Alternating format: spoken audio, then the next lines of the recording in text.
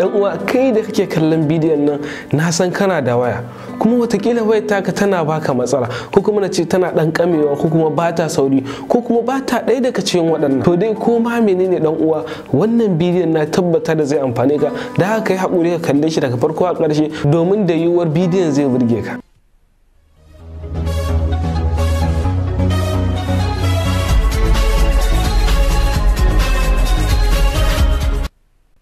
Assalamu alaikum warahmatullahi wa barkanmu da warhaka, sannan mu kuma da sake saduwa da ku a daidai wannan sabon bidiyon. Ni ne naku kamar kullum, Hamza Salisu. Bidiyon mu na yau bidiyo ne mai matukar muhimmanci, zai amfani kowa da kowa a cikin mu, domin a wannan bidiyon zan yi bayani ne akan wasu manyan application guda biyu waɗanda za su taimaka maka su ƙara wayar ka sauri, su hana wayar ka kamewa, domin za ka ga akwai abubuwa da yawa waɗanda suke kama maka da waya. Waɗannan application din za su yi maka bayani, za su nuna maka komai da yake faruwa a wayar ka, sai kai kokari kai magance shi yasa na ce muku wannan bidiyon mai matukar muhimmanci ne. Kuma dan uwa, wani abu mai matukar muhimmanci a wannan applications din shine ba dole sai wayar ka tana kamewa ba, ko kuma nace ba dole sai wayar ka bata sauri ba. Yanzu ka kamar waya ta 12 GB ne, 12 GB ne, za ka ba abin da zan yi da ita da za ta kame. Da haka da na dauko waɗannan application din sai na gano suna da matukar muhimmanci a wayar wanda ma ba ta kamewa, domin za ka san duka abin da yake faruwa a wayarka, komai tun daga kan network,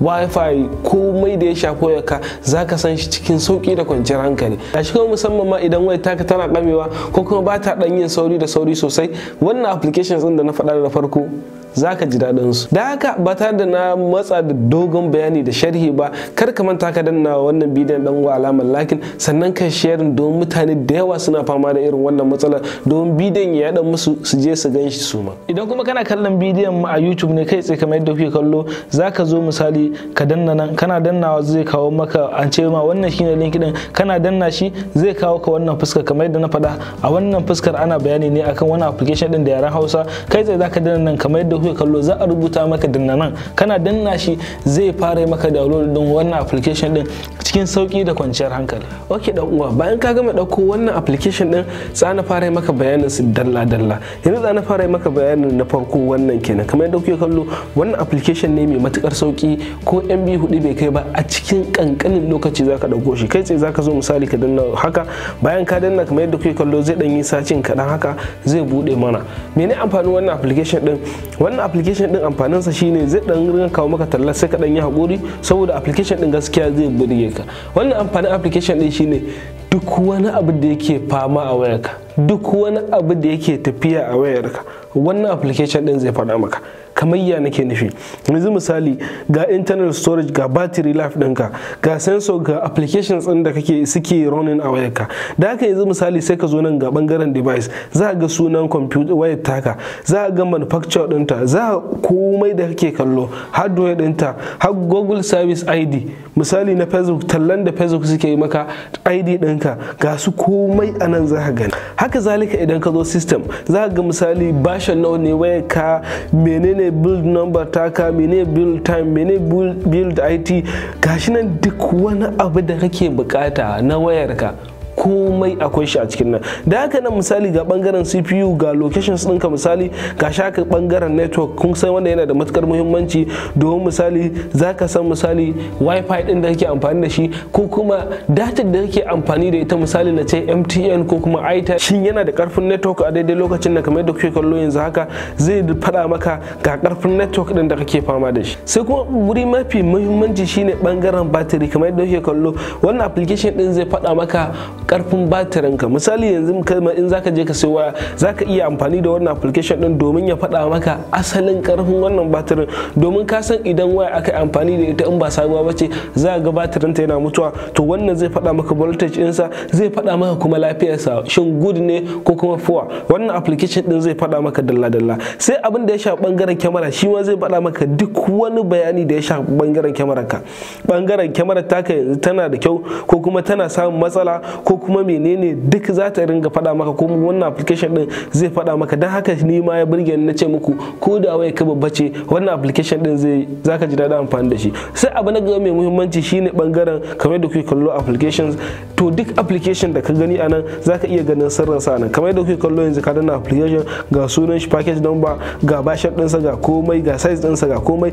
Haka zaka zo nan shi ma certificate ɗin shi zaka gani, ga activity ɗin da yake yi a cikin wayarka. Wannan application ɗin zai burge maka, ko kuma na ce wannan application ɗin zai faɗa maka. Dan haka ko shakka babu wannan application ne na muhimmi, ko kuma na ce application ne na musamman wanda zai burge mu sosai da sosai, domin duk abin da yake faruwa a wayarka zai faɗa maka. Ta application ɗin namu na biyu wanda shine zai ringa ƙara a wayarta ka sauri. Me yasa na fara kawo wannan application ɗin a farko? Abin da yasa na kawo shi domin misali ka san me yake faruwa a wayarka. Da farko ka san mene misali yake tsayen ma da wayarka. Shin memorin ka ne ya cika? Kamar yadda ku gani a nan application ɗin nan zai faɗa maka bangaren storage ɗinka, RAM da RAM ɗinka, har bangaren misali memorin da kasa da kuma memorin kan wayar zai faɗa maka. To da haka za ka gano a ina matsalar take. To da haka ɗaya daga cikin manya-manyan matsalolin da ake samu shine bangaren RAM da bangaren storage. Da haka shi wannan application ɗin aikinsa kamar yadda kuke kallo zai faɗa maka shi kuma